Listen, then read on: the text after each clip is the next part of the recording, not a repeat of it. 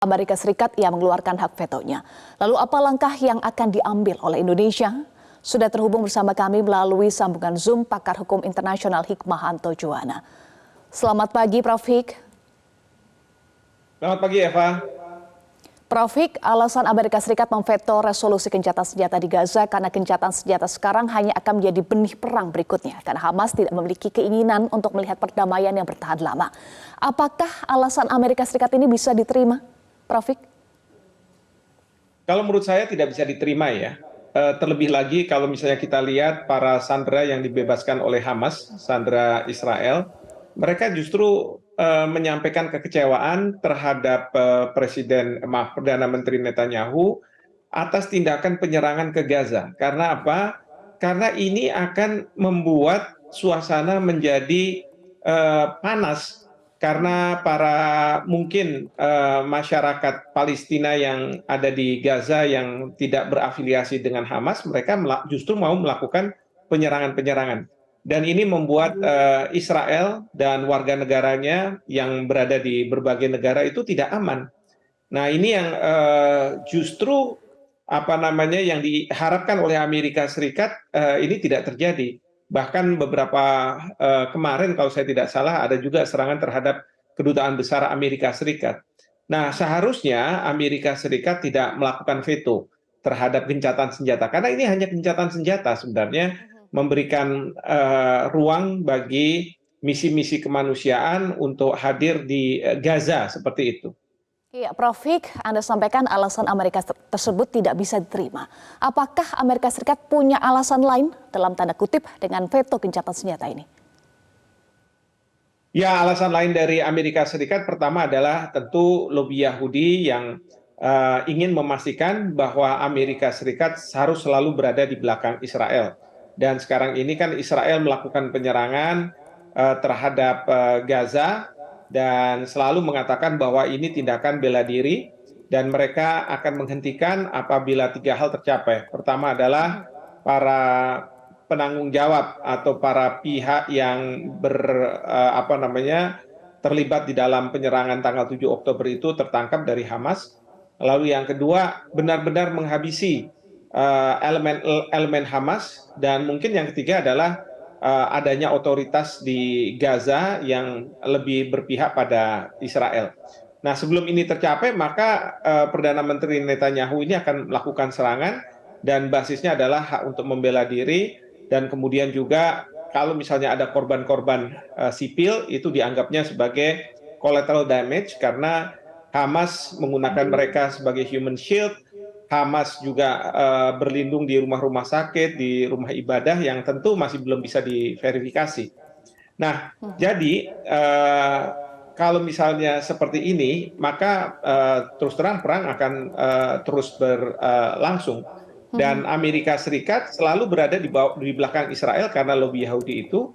Dan kedua, Amerika Serikat setuju bahwa elemen Hamas ini memang harus dihilangkan meskipun Amerika Serikat mewanti-wanti Israel untuk tidak melakukan pendudukan di wilayah Gaza. Seperti itu. Perang terus berkecamuk, suasana juga semakin panas, apalagi dampaknya, Prof. Hik, usai Amerika Serikat veto gencatan senjata di Gaza. Yang pasti dampaknya adalah ke dunia ya, karena sekarang ini masyarakat melakukan boykot terhadap hal-hal yang berkaitan dengan Israel. Lalu yang kedua, terus terang dunia menjadi tidak aman karena siapapun bisa melakukan tanda kutip serangan-serangan karena kekesalan mereka terhadap Israel, kekesalan mereka terhadap Amerika Serikat. Bahkan juga ini berdampak pada perekonomian dunia, perpolitikan dunia, dan juga banyak lagi.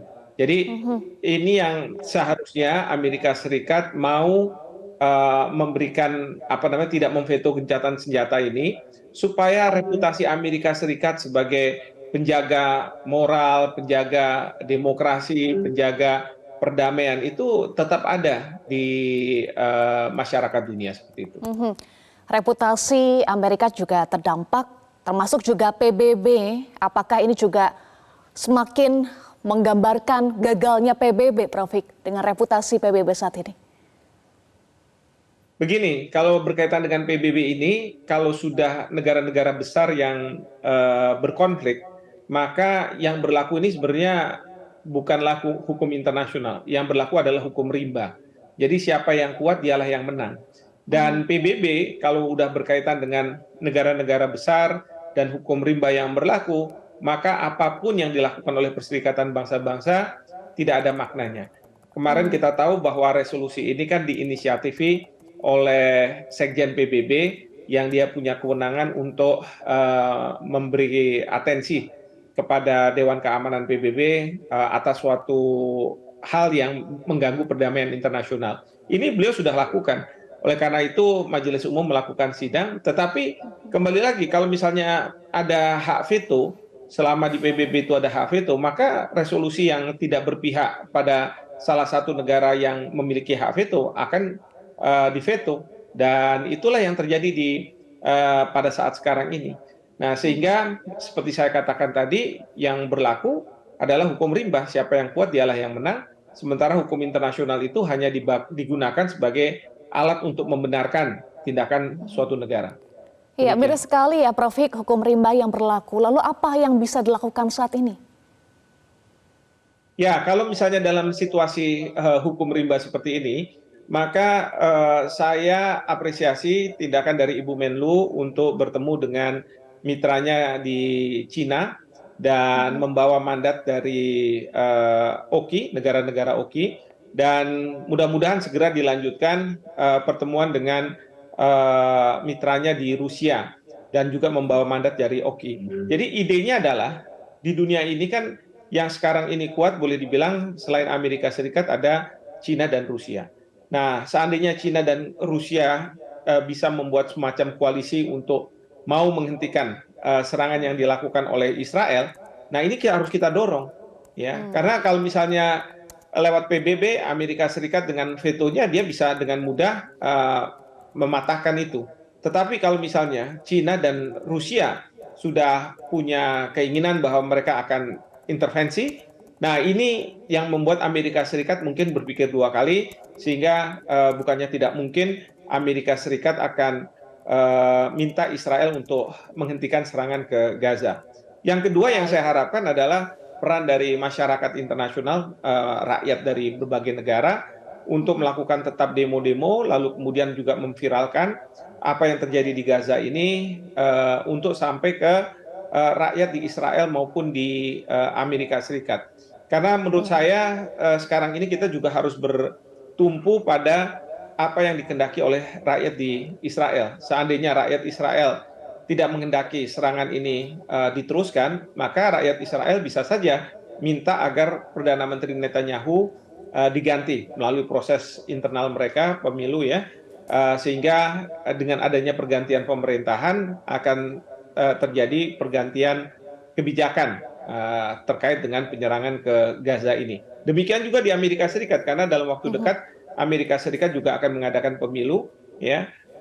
Saya juga kadang agak bingung karena partai Joe Biden, partai Demokrat ini biasanya tidak terlalu suka dengan perang gitu ya, lebih mengedepankan perdamaian dan lain sebagainya. Tetapi selama Joe Biden menjadi presiden, justru beliau sangat memanfaatkan kekuatan Amerika Serikat dari segi militer.